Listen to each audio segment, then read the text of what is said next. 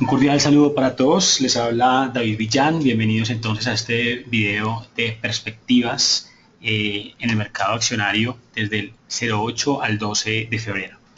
Segunda semana de febrero, entonces vamos a empezar con los cuatro temas que manejamos en este video. Primero hablar del comportamiento de renta variable internacional, segundo vamos a hablar del comportamiento en la renta variable en Estados Unidos, tercero en Colombia y cuarto el tema de la semana, que en este caso vamos a hablar de Cemex. Empecemos entonces por el primer tema. Renta variable internacional nos muestra esta foto a nivel accionario. Lo que vemos es que por el lado de Asia, el comportamiento en Japón estuvo con un retroceso de cerca del 4%, mientras que China subió el 0.94%. En el lado de Europa se tuvo retrocesos en el DAX y en el FTSE 5.2 y 3.8 respectivamente, mientras que España subió 1%. Y por el lado de Estados Unidos, el Dow retrocedió el 1.5 y una nueva semana de retroceso en el estándar con el 3.10%. Por el lado de Latinoamérica seguimos en una perspectiva positiva. Nosotros en Colombia llevamos ya la cuarta semana positiva de crecimiento en medio de que a nivel internacional se ha presentado debilidad y alta volatilidad por temas de petróleo y diferentes aspectos que vamos a tratar más adelante, pero seguimos en nuestro mercado local con un crecimiento. En este caso en la semana subió el 1.70. Brasil cerca a su nivel de cierre de la semana anterior, 0.4, y Chile retrocede el 1.34. A nivel general es importante tener en cuenta que por el lado de China se presentaron datos de manufactura al inicio de la semana y estos datos que estuvieron por debajo de la expectativa generaron debilidad en general en los mercados internacionales y específicamente en el petróleo, que empezó la semana con retrocesos y con alta volatilidad, donde precisamente el petróleo tuvo un retroceso del 7.8% a nivel semanal, cerrando entonces sobre $31, en medio de que también el índice de dólar estuvo debilitándose y que eso le dio algo de subida al petróleo, que tuvo una volatilidad bastante alta, debilidad en China y continúan las expectativas entre la reunión de productores de petróleo, OPEP y no OPEP, en lo cual, como ya hemos mencionado anteriormente, no tenemos expectativa clara de que esa reunión se vaya a generar, y sí que cuando en el mercado empiece a entrar Irán con las exportaciones a partir de este mes, pues ya empiece a hacer una lectura nueva de que muestre la sobreoferta a nivel mundial y que con ello veamos nuevamente retrocesos adicionales en el petróleo. Por el lado de Europa, las declaraciones de Draghi frente al alivio de medidas cuantitativas es lo más relevante, y en Estados Unidos datos débiles de empleo mostraron debilidad, siguen siendo datos negativos que muestran un menor crecimiento en la economía y que a nivel general en el índice de dólar, que anteriormente estaba buscando superar los $100, ahora estamos ya por debajo estuvo rompiendo soportes 98, 97, 96, y con ello generó un impulso alcista en el euro. Entonces, ese es el resumen a nivel general: un euro subiendo en la semana, un índice de dólar debilitándose, un petróleo muy volátil y en donde al final el corte semanal nos mostró un retroceso del 7.8% y unos mercados accionarios que presentaron debilidad, retrocesos, a excepción de Latinoamérica, que como vemos en Colombia y en Brasil tuvimos un leve crecimiento. Este es el resumen entonces a nivel de renta variable internacional. Vamos a mirar entonces la renta variable en Estados Unidos. Empezamos diciendo que en medio de ese retroceso que mencionábamos en el estándar, los sectores tuvieron este comportamiento semanal. El que más retroceso tuvo es el home builders y el consumo discrecional y tecnológico, mientras que a nivel anual el mayor retroceso se mantiene por el lado de energía y por el lado de transporte. En esta foto lo que hemos venido mostrando es la variación de los múltiplos, el múltiplo actual frente al múltiplo histórico, y el porcentaje nos indica qué tan lejos está el múltiplo actual de su media histórica, una media que estamos tomando desde el 2013 y que en este caso nos da una idea del potencial de valorización que se tiene. Por ejemplo, para el sector de transporte es el que más tiene potencial de valorización bajo estos múltiplos, mientras que el de menor valorización se puede percibir en el real estate con price to earnings en el 40.9% frente a su media histórica. Ahora, cuando ya miramos los datos de la semana, empecemos hablando por los datos corporativos de la semana, la primera semana de febrero. pues continuó con reporte de resultados y la foto que veníamos mencionando en semanas pasadas se mantiene.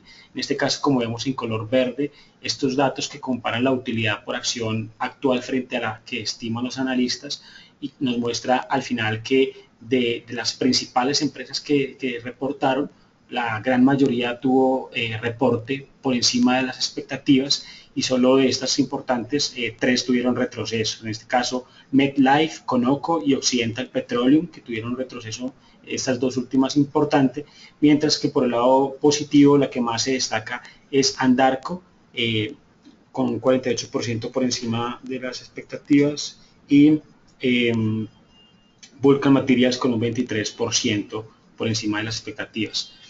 Bien, a nivel macro en Estados Unidos los datos más importantes estuvieron por los lados del PMI manufacturero, un dato negativo que mostró retroceso frente a lo esperado, igual que el PMI de servicios, mientras que los inventarios de petróleo tuvieron un comportamiento mixto. Por un lado, el martes, en el reporte no oficial que hace la API, se reportó unos inventarios del 3.8 millones frente a los 4.8 esperados, siendo menor el dato, mientras que el día siguiente, el miércoles, los inventarios oficiales de la EIA se esperaba 4.7 millones de incremento y el incremento fue de 7.7. Así que en medio de esto el petróleo sigue mostrando que los inventarios, a pesar de los bajos precios de petróleo, siguen acumulándose inventarios, estando en niveles récord y generando esa perspectiva de sobreoferta a nivel mundial también, causada no solamente por Estados Unidos, sino obviamente también por la OPEP, pero que dan una foto de que la ecuación sigue desbalanceada más hacia el lado de la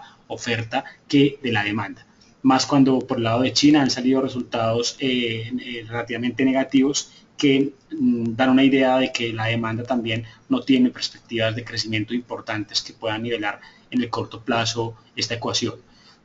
Finalizamos el día viernes con datos muy importantes a nivel de el dato de nóminas no agrícolas, un dato del cual se esperaba un incremento de 190.000 empleos y el incremento fue solo de 151.000. Adicional, ese 151.000 es casi la mitad de lo que se había reportado en el último dato de este dato de nóminas no agrícolas, y siendo pues un dato que se une a la debilidad a nivel de empleo que ha venido mostrando la economía en Estados Unidos y que también contribuyó a que se generara ese impulso bajista en el índice de dólar en sí, en el dólar frente a las principales monedas que lo comparan. Bien, mirando entonces ahora un poco los sectores, lo que vemos es entonces en esta parte izquierda cómo está cada uno de los sectores, consumo, energía, y lo que tenemos en este mapa es cómo se ha ido moviendo desde los sectores de fuerte sobre venta a fuerte a sobre compra o a compra. En este caso vemos que los que más se han movido desde venta a un nivel neutral, en este caso es el industrial, el materiales, que ha tenido un movimiento bastante importante, mientras que los sectores que se encuentran en sobrecompra son los de telecomunicaciones y los de utilities. Este ha sido el movimiento que tiene en la semana cada uno de los sectores, donde pues se han ido desplazando en la medida en que ha ido negociándose en el mercado cada una de sus acciones. Ahora, cuando vemos el Standard & Poor's en la medición frente a su promedio móvil de 50 días, lo que hemos visto es que a pesar del retroceso que se ha tenido en esa semana, que lo vemos en la parte final de esta gráfica, pues después de haber estado en un nivel de fuerte sobreventa, ha venido reaccionando, salido de fuerte sobreventa, entrando a un nivel de venta menor y casi llegando a niveles neutrales. Sin embargo, todavía le cuesta llegar a esos promedios medios que sería ideal pues ver la cotización sobre este nivel para pensar que la reacción alcista podría ser más fuerte. En este caso, pues la debilidad, como lo hemos venido mencionando anteriormente, es evidente y nuestras expectativas en el mercado americano no están en que la reacción positiva sea consistente, lo cual vamos a ver ahora en la gráfica. Decir que también a nivel de reporte de resultados mantenemos esta perspectiva de que después de este trimestre que está acabando, la expectativa es que empecemos con unos resultados mejores, que a partir del siguiente trimestre y más aún en el segundo trimestre del año la foto pueda ser un poco mejor que la que ha venido siendo este trimestre en Estados Unidos. A nivel de sucesos corporativos, los que queremos destacar de la semana son los siguientes. Toyota está superando las utilidades del resto de los fabricantes de automóviles japoneses, ventas de 7.34 trillones de yenes, ayudados por las ventas en Estados Unidos que disminuyen la presión que se presentó en las disminuciones en Europa y en Asia. Esta acción subió en la semana el 8.3%. Por el lado de Royal Dutch, la acción retrocedió 1.6 en la semana. En este caso, Shell ha sido otra compañía afectada por los precios bajos de petróleo. Las utilidades fueron 44% menores frente al trimestre del año anterior. Y también la compañía anunció un dividendo, en este caso de $0.47 por acción, la ordinaria, y 0.94 para la ADR. Para Yahoo subió 5.3% en la semana. En este caso, esta compañía está explorando alternativas para la reestructuración que eliminará aproximadamente el 15% de su fuerza laboral. En este caso, también están abiertos a recibir ofertas para buscar reestructuraciones en la empresa y poder seguramente funcionar como una entidad independiente. Ford subió el 4.1%. En este caso, la compañía planea eliminar cientos de puestos de trabajo y acabar con algunos modelos menos lucrativos en Europa como parte del plan para mantener las ganancias en la región. En este caso, lo que desea es hacer oferta de retiros voluntarios a la mayoría de sus 10.000 empleados en Europa, y con ello busca ahorrar cerca de $200 millones al año. 3M retrocedió el 1.6% en la semana. En este caso, la compañía ha elevado su dividendo trimestral en a un 8.3% a 1.02, al tiempo que anunció un nuevo programa de recompra de hasta $10 billones en acciones. Por el lado de UBS, finalmente, la acción subió 8.7% y reportó ingresos que aumentaron 11% a 949 millones de francos suizos en el cuarto trimestre, y también propuso elevar su dividendo a 0.85 francos suizos. Nuestra balanza en renta variable en Estados Unidos continúa igual, más inclinada hacia la parte negativa por todos los aspectos fundamentales que ya hemos ido mencionando y que ya tenemos contexto de ellos y que tendrán ustedes también en la presentación cuando la compartamos a primera hora de la semana. Y por la parte positiva, se ve que no hay tantos sucesos como sí la presión negativa a nivel fundamental para el estándar y el mercado rentable en Estados Unidos. Finalmente, en la parte técnica, lo que vimos es que después de 2 semanas alcistas que presentó el estándar, esta semana que pasa, pues devuelve las ganancias que ya se habían presentado la semana anterior y le cuesta llegar a estos niveles que son los niveles óptimos de empezar a entrar en este canal, entre 1950 y el 2026. Esta habilidad llevó al estándar a cerrar entonces en 1880 puntos la semana. Y lo que estamos viendo es que los soportes hacia abajo podrían ir hasta el 1840 a 1825, y una reacción alcista en la semana la estamos viendo hasta en el rango de 1900 a 1920. Esta semana tenemos mercado chino cerrado, así que esto también dará algo de calma a los mercados y seguramente traerá algo de estabilidad, por lo menos desde ese punto geográfico, que no tendremos datos o ruido que cause en los mercados. Ahora, a nivel macro, para la renta variable para Estados Unidos, lo que estamos esperando es el martes inventarios al por menor. El miércoles tenemos los inventarios de petróleo y el presupuesto mensual. El jueves, las peticiones iniciales de desempleo, un dato que viene siendo relevante e importante para medir el crecimiento de la economía. Y el viernes tenemos ventas al por menor, así como el sentimiento de la Universidad de Michigan, índice de confianza del consumidor y las plataformas en uso en los Estados Unidos a nivel petrolero. Bien, finalmente entonces esta semana continúa los reportes de compañías. Ya son menos las que están reportando esta semana, pero siguen siendo relevantes. Reporta entonces el martes Coca-Cola, Walt Disney, relevantes también el miércoles Cisco, y el día jueves Pandora. Entonces aquí tenemos la utilidad por acción actual, la que están estimando los analistas, y la variación que están estimando, la variación del el estimado frente al actual, el retroceso que se está esperando en cada una de ellas. En cada una, pues en general se esperan retrocesos. Y lo que hemos visto en resumen es que los resultados han estado un poco por encima de esa estimación, sin que ello indique que estén por encima de la utilidad por acción que ya venían teniendo el trimestre anterior. Entonces, esta semana estaremos muy atentos a estos resultados que darán un poco de contexto también a la parte de renta variable en Estados Unidos. Bien, vamos con el foco en renta variable en Colombia. En este caso, en Colombia es importante resaltar que tenemos la cuarta semana consecutiva de crecimiento.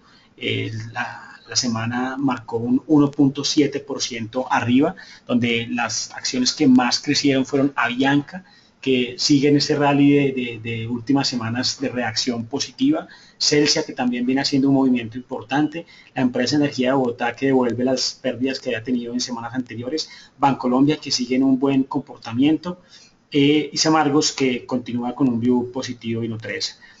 Por el lado negativo, continúan los retrocesos en Pacific y Canacol. Básicamente la volatilidad en el precio de petróleo mueve estas acciones a tener una foto negativa semanal. Cemex con reporte de resultados negativos, que ahora vamos a aclarar un poco, también formó parte de la parte negativa. En esta semana el dato más relevante que se conoció es el dato de exportaciones. En este caso, las exportaciones en diciembre a nivel macro se ubicaron en un retroceso de 32.5%, luego de ubicarse en un 36.9%. Entonces tenemos retroceso a nivel de exportaciones, y las cifras vigentes que tenemos, se mantiene el PIB, la tasa del BANREP, y tenemos el dato de inflación, que va a ser importante para conocerlo también a final de la semana, de esta semana que está pasando. A nivel corporativo, los sucesos más relevantes estuvieron por el lado de Ecopetrol. En este caso, la acción retrocedió en 1.44%. Ecopetrol informó que firmó un crédito comercial por 175 millones de dólares para financiar su plan de inversiones. Sabemos que uno de los puntos importantes de la compañía es que tiene una deuda que ya se ve en niveles altos, y que cada vez que empiece a aumentar su perfil de endeudamiento, pues va a ser algo que hay que revisar desde el punto de vista de flujo de caja, qué tan afectado puede verse. Otra cosa importante es que las calificadoras de riesgo Fitch y Moody's consideran que el cambio de controlante no afecta la calificación de deuda corporativa. Bueno, en este caso, lo que queríamos también mencionar es que la noticia de la semana por Ecopetrol es que los dividendos podrían estar sujetos a análisis de repartir o no repartirse. En este caso hubo una entrevista con el presidente en Caracol, y se nombró mucho en medios que una de las posibilidades es precisamente no repartir dividendos. Desde nuestro punto de vista corporativo, viendo la situación del sector, pensamos que es una buena decisión no repartir dividendos, teniendo en cuenta que esto le va a ayudar a la compañía desde el punto de vista de flujo de caja para poder cumplir con las necesidades que tiene en este año. En este caso, si bien esto podría afectar de alguna manera a los inversionistas minoritarios en acciones, pues el yield, que también en caso de que reparta Ecopetrol dividendo, nuestra estimación es que sea de $35 pesos por acción, lo cual daría una rentabilidad cercana al 3%, un dato muy diferente en rentabilidad a lo que era dividendos de años anteriores, y vemos mejor y más inclinada la balanza por el lado corporativo de que no reparta dividendos a que reparta en una menor proporción. Ahora, ISA, que retrocedió el 1.8%, la Junta Extraordinaria aprobó la capitulación del crédito de ISA en inversiones en Chile, que ISA Inversiones Chile le había otorgado a la sociedad. Esta acción entonces baja el 1.9% en la semana. Sin embargo, ratificamos que esta acción ha profundizado la resistencia por encima del 7.300, rompiendo un nivel que es bastante importante desde hace 5 años, siendo resistencia y siendo soporte muchas veces, y que de mantenerse por encima de este nivel, nuestra perspectiva es positiva para ISA. Pacific entonces anunció la prórroga de la fecha límite para liquidez mínima de conformidad con la renuncia. En este caso sabemos que uno de los puntos de Pacific es que está negociando unos temas de covenants con las empresas que le han hecho los préstamos a la compañía, y que uno de los puntos importantes es una negociación con la caja específicamente. Esta fecha se ha movido ya en enero, se ha movido a febrero 4, y lo último que se conoció es que esta fecha ahora se mueve para el 26 de febrero. Entonces vemos en un riesgo alto a la compañía, sabiendo que a final de febrero se une este tema de la caja, más la negociación de los covenants de la deuda sobre EBITDA por encima de 4.5 que está tratando de negociar para que le admitan un nivel por encima un nivel por encima del mismo, y el tema del patrimonio que también está sobre análisis. Así que final de mes para Pacific va a ser una semana, un mes importante, y que podría generar un cambio en la perspectiva de crédito si la compañía no cumple con esos compromisos que tiene y no logra negociarlos con sus acreedores. Por el lado de Cemex, que subió 1.4%, que tuvo un comportamiento relativamente mixto, reportó estados financieros que ahorita vamos a hacer un poco de mención con más detalle, pero en términos generales lucen negativos, teniendo en cuenta las cifras en dólares que mostraron debilidad, sobre todo en Colombia y en Panamá. Nuestra balanza en renta variable sigue siendo más negativa para nuestra renta variable en Colombia. Hemos visto una reacción positiva, sin embargo, se podría esperar que después de los movimientos que hemos visto precisamente en esta gráfica de 4 semanas positivas, pues podríamos esperar unos retrocesos que nos permitan mirar un poco más de cerca si este crecimiento es sostenible, fundamentado por los factores también corporativos de las empresas que ya empezaron sus reportes de resultados, y que van a darle un contexto también a cómo se va a comportar el Colcap. En este caso, entonces, técnicamente vemos que la semana anterior ya nos había entrado en zona de compra del Colcap, lo cual mencionamos. De hecho, habíamos estimado objetivos entre el 1190 y 1200, y precisamente cierra en 1195 el Colcap. Así que en medio de esta zona de compra, seguimos en la zona de compra. El objetivo a mediano plazo es cerca de los 1300. Desde un punto de vista de que este escenario continúe. Sin embargo, hay que estar cautelosos, sabiendo que petróleo, dólar, mercado internacional ha venido mostrando un comportamiento débil, y que en algún momento también podemos tener unos retrocesos en algunas de nuestras acciones. Así que hay que estar atentos a los soportes. El soporte en este caso lo establecemos en 1170, pensando en que ese 1170 nos cierre cerca de esta zona, nos siga manteniendo en zona de compra, para seguir buscando objetivos alcistas en la cotización, en el índice. Para esta semana, lo más relevante a nivel de datos macroeconómicos en Colombia son datos de venta de vehículos, así que no tenemos pues unos datos a nivel macro importantes fuera de la inflación que conocemos el día de hoy, viernes, al cierre en horas de la noche. A nivel de datos corporativos, el día martes tenemos fechas de dividendo para Corficol, y el día martes también tenemos fecha de dividendo para Nutresa, 330 pesos para Corficol y 38.5 pesos para Nutresa. Bien, terminamos entonces con nuestro tema de la semana. En este caso, el tema de la semana son los resultados corporativos de Cemex Latam Holdings.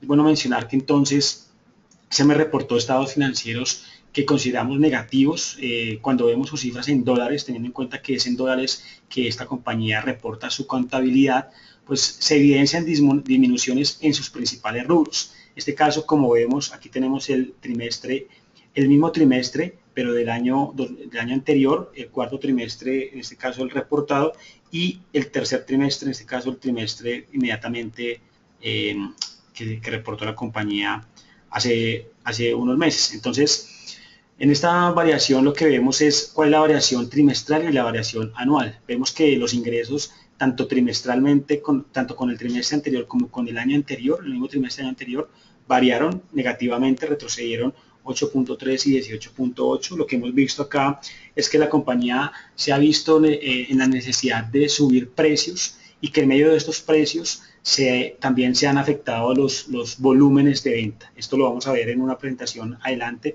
pero básicamente esta debilidad se presenta por menores volúmenes de venta, por un menor comportamiento, un débil comportamiento en Panamá y en Colombia, siendo estas dos, sobre todo Colombia, la que más le genera ingresos a la compañía, y se ha visto con disminuciones en volúmenes también asociados, como decíamos antes, a los precios, mayores precios que ha tenido la compañía en sus ventas. A nivel operacional vemos un retroceso en la utilidad operacional del 90% trimestral y frente al año anterior del 88%, y la utilidad neta retrocede 124% y 133%. En sí la foto es bastante negativa. Adicional, el EBITDA retrocedió 35% frente al trimestre anterior, y frente al mismo trimestre del año anterior retrocedió un 22.8%.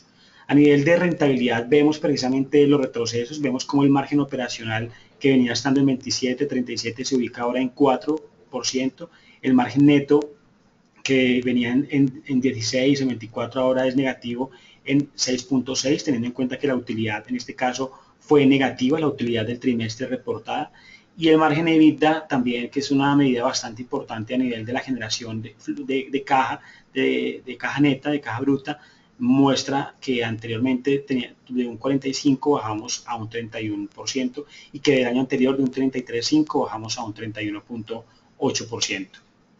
Precisamente esta es la foto que vemos en cuanto a ventas, la disminución comparando año a año, trimestre con trimestre del año anterior versus este año. Y aquí por este lado, este es año a año y este es trimestre con trimestre. De igual manera, el flujo de caja, el flujo de operación, el EBITDA, tuvo un retroceso entonces año a año del 22 y trimestre del 23.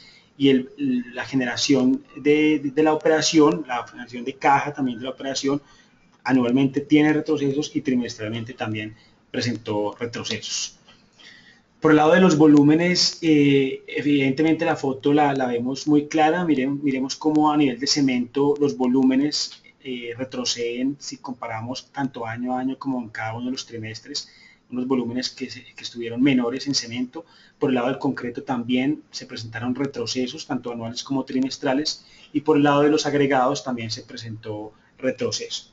Ahora, cuando vemos las cifras a nivel de pesos, lo que vemos es que la foto por la tasa de cambio presenta un retroceso importante, en este caso sabiendo que el 99% de la deuda de la compañía está en dólares, que el 53% de los ingresos está en pesos, así que hay un porcentaje bastante descubierto por tasa de cambio, y al final vemos como la utilidad neta a nivel de pesos también retrocede un 162% a nivel trimestre con trimestre, y trimestre con el trimestre del año anterior retrocedió un 146%.